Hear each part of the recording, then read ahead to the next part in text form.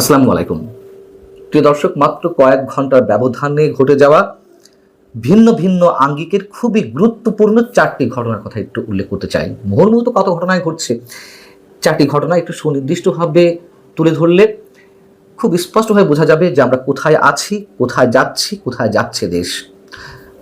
এক নম্বর হচ্ছে, হাসানাত আব্দুল্লাহ গণমাধ্যমকে হুমকি দিয়েছেন, আমরা সবাই জানি। পরবর্তীতে তিনি আত্মপক্ষ সমর্থন করে ফেসবুকে একটি স্ট্যাটাস দিয়েছেন, যেখানে আবার জাতীয় প্রেস ক্লাবের সিনিয়র সাংবাদিকদের উদ্দেশ্যে হুঁশিয়ারি উচ্চারণ করেছেন। দ্বিতীয়টি হচ্ছে, মৌলভীবাজারে বৈষম্য বিরোধী ছাত্র আন্দোলন চলাকালীন সময়ে হামলার অভিযোগে আটক একজনের জামিনের প্রতিবাদে সেখানকার ডিসি অফিস এবং এসপি অফিস ঘেরাও করা হয় মঙ্গলবার। তৃতীয়টি হচ্ছে, গণমাধ্যমকে হাসনাত আব্দুল্লাহ যখন প্রকাশ্যে হুমকি দিচ্ছে, তার বিপরীতে আবার নাটোরে এনসিপির কর্মসূচির সমালোচনা করে ফেসবুকে একটি কমেন্ট করেছেন একজন, তাকে আটক করা হয়েছে।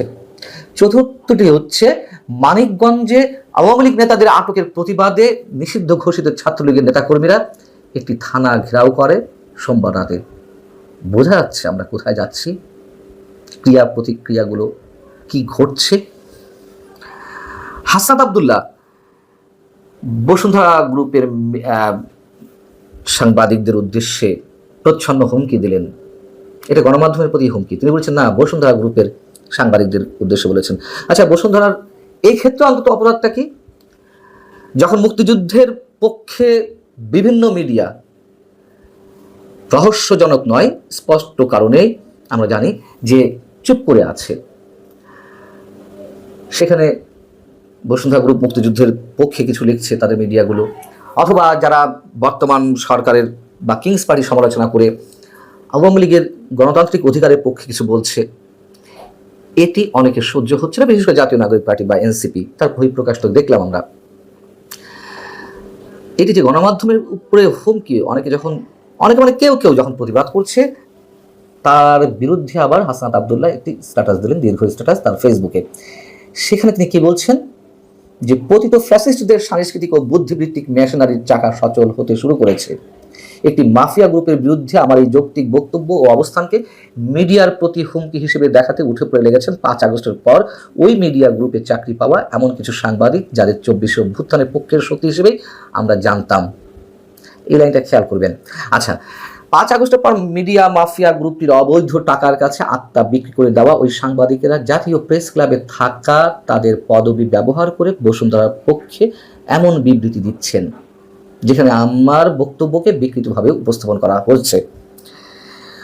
আমার মনে হয় যে কোনো বিকৃতভাবে উপস্থাপন করা হয়নি। তিনি যা বলেছেন সম্ভবত অনেকেই সেটি বলছেন। এবং যে লাইনটা খেয়াল করতে বলছিলাম, 5 আগস্টের পর ওই মিডিয়া গ্রুপে চাকরি পাওয়া, নিজেই স্বীকার করছেন।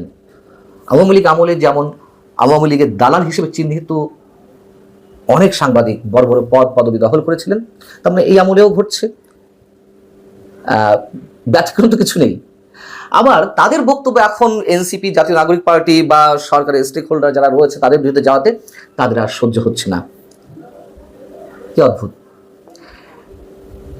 গণমাধ্যম তো অবশ্যই সবার পক্ষে বলবে, এবং আওয়ামী লীগের সময় মিডিয়ার যে চরিত্র ছিল, এখনো হাতে গোনা 2-1টি ছাড়া বাকি সব মিডিয়া একই ধরনের চরিত্র অবলম্বন করছে। বর্তমান ক্ষমতাসীনদের পক্ষে বা ক্ষমতা কেন্দ্রিক রাজনীতি যারা করছে তাদের পক্ষে কথা বলছে। এখন মুক্তিযুদ্ধের পক্ষে কিছু মানুষ যারা কথা বলছে, তাদের বক্তব্যগুলো বসুন্ধরা গ্রুপের মিডিয়াগুলো তুলে ধরছে। কালের কণ্ঠ, বাংলাদেশ প্রতিদিন, বাংলা নিউজ 24, বা তাদের electronic channel news 24, Daily Sun, এটি তাদের সহ্য হচ্ছে না। কথা বলতে হবে একপাক্ষিকভাবে, আওয়ামী লীগের বিরুদ্ধে কথা বলতে হবে। আওয়ামী লীগের নেতা কর্মীদের কোনো গণতান্ত্রিক অধিকার নেই। আওয়ামী লীগের সমর্থক যে কোটি কোটি সমর্থক রয়েছে, তাদের পক্ষে কিছু বলা যাবে না। আওয়ামী লীগ নিষিদ্ধ হয়েছে, রাজনৈতিক কার্যক্রম নিষিদ্ধ, এটি তো সরকারের পক্ষ থেকে বলা হয়েছে যে এটি সাংবাদিকদের ক্ষেত্রে বা যারা কথা বলছেন মুক্তমনা মানুষ, তাদের ক্ষেত্রে এটি নিয়ে আলোচনা করতে কোনো সমস্যা নেই। তাহলে সমস্যা কোথায় হাসানাত আব্দুল্লাহদের? এবং এটাই কি নতুন রাজনৈতিক বন্দোবস্ত? বিরোধী মত সহ্য করা হবে না বা হয় না এমন অভিযোগ তো আওয়ামী লীগের বিরুদ্ধে ছিল, এখন তারাও সেটি সহ্য করতে পারছে না। এটি তো নতুন কিছু নয়, এটি অনেক আগে থেকেই। আর কোনো গণমাধ্যমের প্রতি যদি কোনো ধরনের অভিযোগ থেকে থাকে, তার যেমন তো আইন আছে, প্রেস কাউন্সিল আছে, সেখানে না গিয়ে এভাবে মব সৃষ্টি করা কেন? এর আগেও আমরা দেখেছি যে হাসানাত আব্দুল্লাহ কি ভয়ঙ্করভাবে হুমকি দিয়েছে সাংবাদিকদের উদ্দেশ্যে, যে ফ্যাসিস্ট ফ্যাসিস্টদের পক্ষে বা ফ্যাসিবাদের পক্ষে লিখলে কলম ভেঙে দেওয়া হবে। কোনটা ফ্যাসিবাদ কোনটা ফ্যাসিস্ট সেই ব্যাখ্যা সেই মানে বক্তব্য হাসনাত আব্দুল্লাহদের কাছ থেকে শুনে নিতে হবে। তারা যা বলবে তাই শুনতে হবে, সেটাই সহি, সেটাই সর্বসর্বা। এগুলো টেকে না ভাই।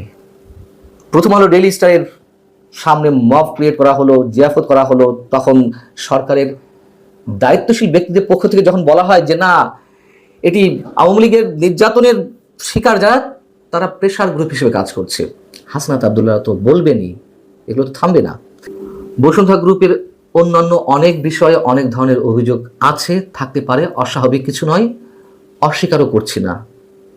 কিন্তু এইগুলোর সাথে গণমাধ্যমকে মেলানো হবে, মিলিয়ে তাদের প্রতি হুমকি দেওয়া হবে, এগুলো নিশ্চয়ই অ্যাকসেপ্ট করা যায় না কোনোভাবেই।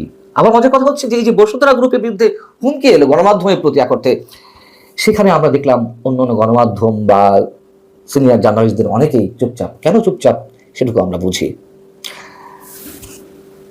এদিকে নাটোরে যেটা বলছিলাম, দেশ গড়তে জুলাই পদযাত্রা, এই কর্মসূচির প্রচারণামূলক একটি পোস্ট দেওয়া হয় এনসিপির ফেসবুক পেজে।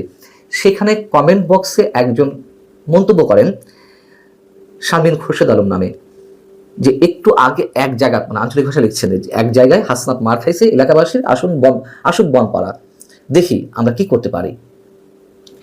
এই স্ট্যাটাসের মানে এই কমেন্টের পরিপ্রেক্ষিতে এনসিপি পুলিশকে ইনফর্ম করলো, পুলিশ শামীম খোরশেদ আলমকে অ্যারেস্ট করলেন। আবার মৌলভীবাজারের স্বেচ্ছাসেবক লীগ নেতা একজনকে জামিন দেওয়া হলো, তার বিরুদ্ধে বৈষম্য বিরোধী ছাত্র আন্দোলনের ব্যানারে ডিসি অফিস ঘেরাও করা হলো, এসপি অফিস ঘেরাও করা হলো, প্রেস ক্লাবের গেটে তালাও মেরে দেওয়া হয়েছে, কারণ প্রেস ক্লাবে নাকি আওয়ামীপন্থী সাংবাদিক তারা সেখানে রয়েছে বা কার্যক্রমের সঙ্গে জড়িত। আর শেষের যেটি বলছিলাম, মানিকগঞ্জের সাটুরিয়ায় সোমবার রাতে আওয়ামী লীগ এবং ছাত্রলীগ নেতা কর্মীদের ছাড়িয়ে নিতে যেটি নিষিদ্ধ ঘোষণা করা হয়েছে, যে সংগঠন ছাত্রলীগের নেতাকর্মীরা থানা ঘেরাও করেছে।